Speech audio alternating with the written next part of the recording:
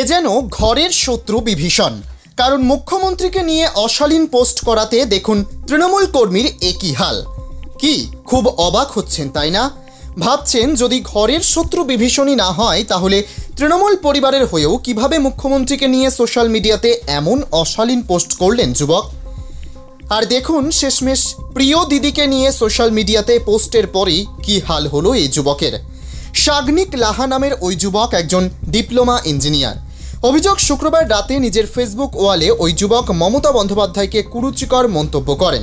বিষয়টি নজর এড়ায়নি জেলার তৃণমূল নেতৃত্বের। ওই যুবকের ওয়ালে লেখা পোস্টারটি ভাইরাল হতেই উত্তেজনা তৈরি হয় শাসক দলের অন্দরে। ঘটনার প্রতিবাদে যুব তৃণমূল কংগ্রেসের তরফে আলিপুরদুয়ার থানায় লিখিত অভিযোগ জানানো হয়। তারপর শনিবার কাকভোরে ওই অভিযুক্ত যুবককে গ্রেপ্তার করে পুলিশ। তবে পুলিশি তদন্তে অভিযুক্তের কোনো রাজনৈতিক পরিচয় জানা যায়নি। সুনির্দিষ্ট ধারায় মামলা রুজু করে শনিবার ধৃতকে আলিপুরদুয়ার জেলা আদালতে পেশ করে পুলিশ। ওই মামলায় বিচারক অভিযুক্তের জামিন নাকচ করে দেন। অভিযুক্তকে 14 দিনের জেল হেফাজতে পাঠান বিচারক। আলিপুরদুয়ার থেকে সানি রায়ের রিপোর্ট, HPN নিউজ।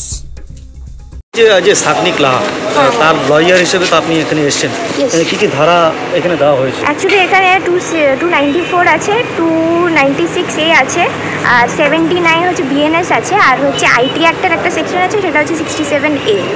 তো একটা নন বেলেবল আছে, বাকিগুলো বেলেবল। এবার ওনার হচ্ছে আজকে বেল মুভ হয়েছিল, তো সেটা রিজেক্ট হয়েছে। এবার 14 দিনের কাস্টাডি আছে, 31 তারিখে আবার ডেট আছে।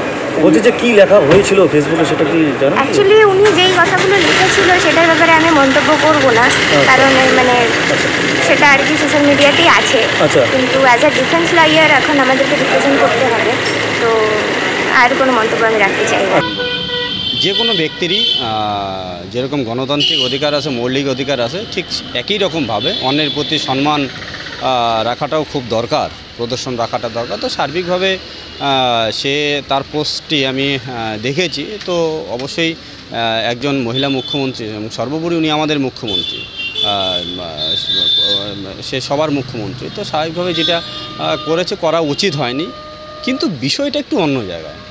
একবার আপনাদেরকে ভাবতে হবে যে এই তৃণমূলের সমর্থক যাকে আপনারা বলছেন, বা তৃণমূল পরিবারের সদস্য যাকে আপনারা বলছেন, কিংবা পশ্চিমবাংলার একজন মানুষ হিসাবে আজকে এই সমস্ত কথা লিখতে তারা কেন বাধ্য হচ্ছে, এটা আগে ভাবতে হবে।